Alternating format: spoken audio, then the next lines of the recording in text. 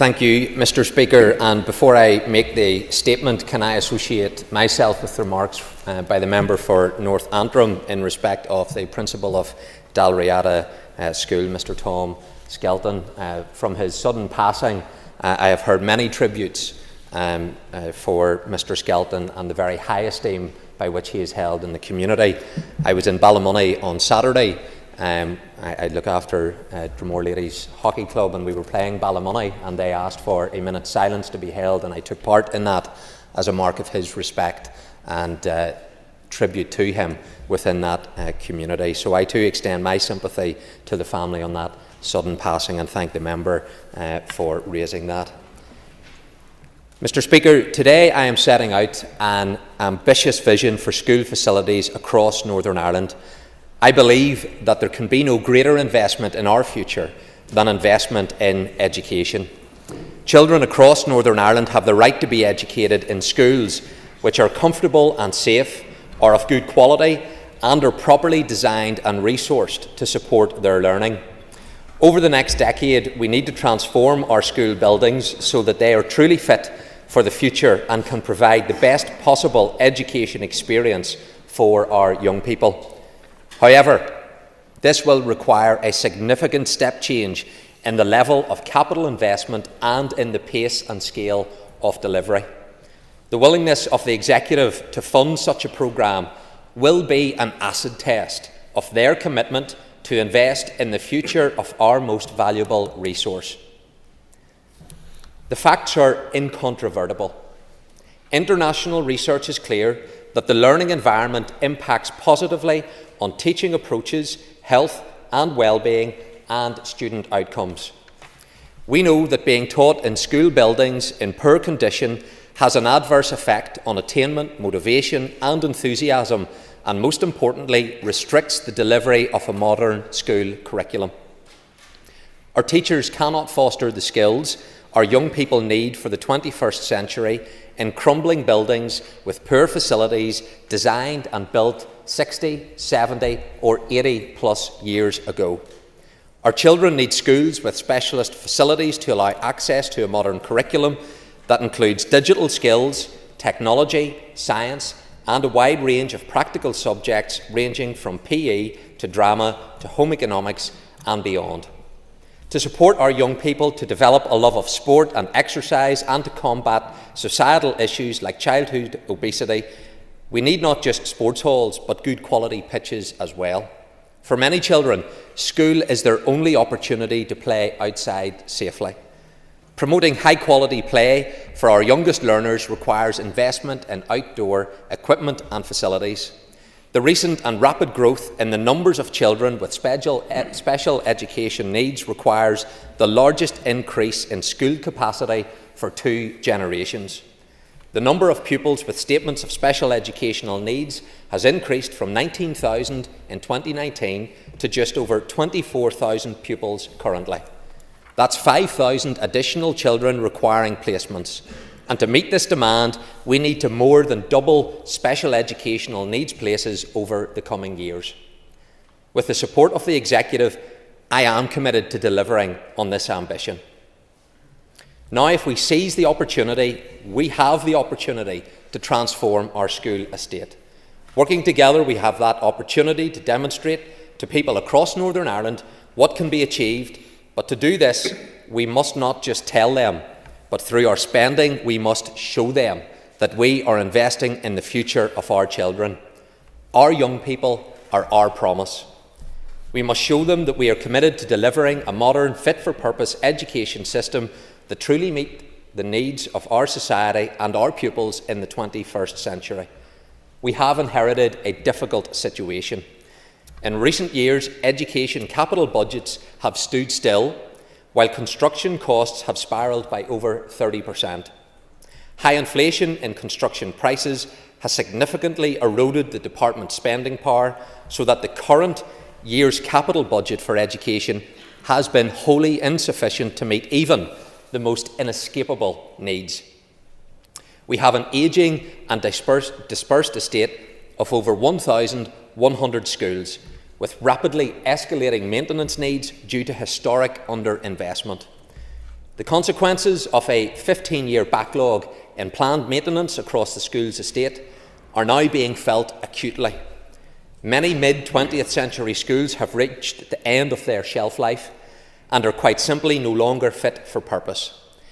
Every day, departmental officials are receiving unprecedented emergency requests to replace boilers, heating, electrical and other vital materials such as canteen equipment to provide school dinners. These works are required to simply keep schools open. Last week, one of my first visits as Minister was to Glenwood Primary School on the Shankle Road. The school is doing fantastic work in challenging circumstances.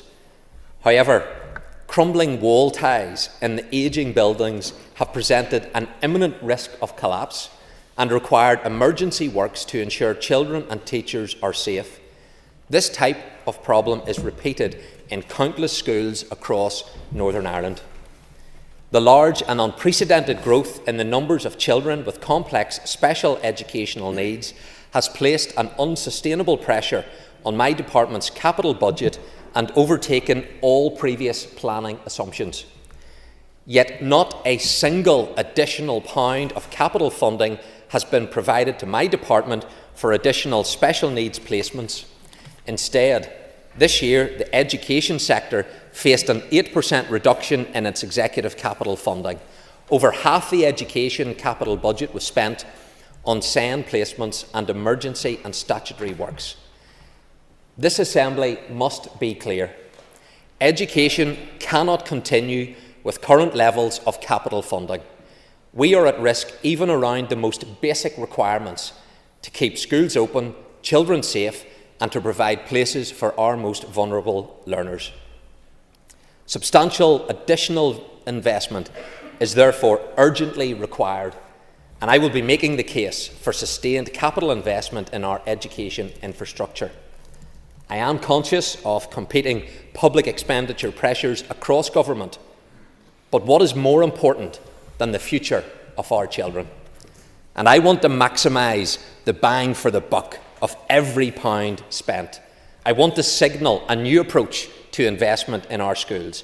I want to end the game of winners and losers, a situation where there are great facilities and opportunities for some, but where the majority make do and mend. Let me be clear, this approach is not acceptable to me, and it's going to change. My officials have submitted funding bids of £528 million to the Department of Finance to meet education capital needs next year. As an absolute minimum, I will require an additional £100 million of capital above the draft budget allocation to meet pressures in regard to special educational needs placements. This will provide essential schools for our most vulnerable children. Without it, we will not just stand still, but we may fall backwards. This will be an important first step. However, additional investment will need to be sustained and indeed increased over the next decade to build 2 new special schools, expanding the existing special school sector and provide many hundreds of specialist units in mainstream schools. Good planning and sound investment decisions require certainty and stability around future funding levels. Across my department's capital programmes, in every constituency and in every school sector, there are a wide range of much-needed investment projects which urgently need to be delivered. There is not a moment to lose. That is why, to begin this process, I have instructed my officials to lift the pause that had been imposed in the absence of a minister on a number of new build projects for schools in the worst conditions, which were announced by my predecessor. This will ensure a pipeline of investment for future years. I will shortly be bringing to the Executive proposals for investment in the Strual Shared Education Campus in Omagh. This visionary and unique campus will bring together 6 schools and over 4,000 children on a cross-community basis on a shared site. It will be a regional and international exemplar of shared education. My officials are presently finalising work on the full business case and a potential contractor is in place. However, without ring-fenced additional investment, this innovative project, which will transform education provision for all the children of Omagh, may not be able to proceed. We should recall that the UK Government's £3.3 billion of funding package for the Executive includes £150 million of the Fresh Start capital funding that was previously ring-fenced for shared and integrated capital projects. I'm clear that if it is serious about delivering this project, the Executive needs to recommit this funding to the education sector as a matter of the utmost urgency. As I meet principals and visit schools over the coming weeks, I will be talking to them about the types of capital investment that will make a real difference to children's learning. It is not necessarily all about large-scale new buildings.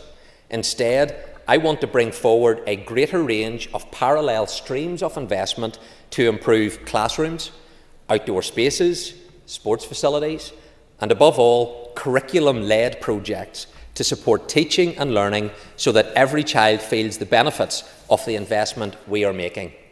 High-impact and relatively low-cost projects to create effective outdoor learning environments or bespoke well-being spaces can make a lasting improvement to everyday life in a school.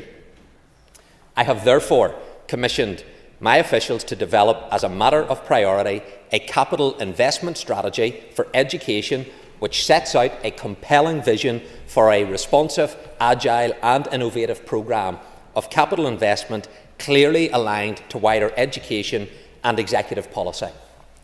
Capital investment of varying scope and scale will be a key driver of innovation across the education system. Capital investment to reshape education provision, to support improving the quality of learning outcomes, tackle disadvantage and promote health and well-being. We must remember that schools offer opportunities for new and better facilities which can be used by all local people. This has the most profound benefits in our disadvantaged communities. Investment in the school's estate can embed a wider place-based approach to improve local outcomes. I hope to work collaboratively across government to utilise schools to coordinate and integrate local services to support communities. I want our schools to be a central focus of their community and the community to be part of the school. This approach will tackle the cycle of multi-generational disadvantage. This new and ambitious investment strategy for education will make a key contribution to a wider executive programme of well-targeted capital investment to boost employment, support economic recovery and generate regional growth. In conclusion, Mr. Speaker, our education system has reached a critical juncture. This is a moment of decision and a moment of truth. On one path, there is a real danger of our children being left behind in facilities from a previous century with children in damp, mouldy classrooms, our most vulnerable learners without the equipment to meet their most basic needs, with demoralised teachers in decrepit, unfit buildings. On the other hand, I offer the vision of an education system where every child benefits from improved facilities and is educated in a high-quality learning environment by motivated teachers with the facilities and resources to deliver a modern curriculum.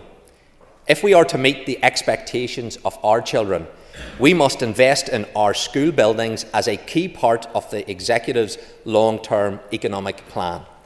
This is not a goal or ambition that I can deliver on my own. That is why today I'm asking you to support me both here and at the Executive table in prioritising investment in the future of our society in order to build an education estate that is worthy of our children, our excellent teachers and our ambitions for a prosperous and dynamic Northern Ireland. I commend the statement to the House. Thank you.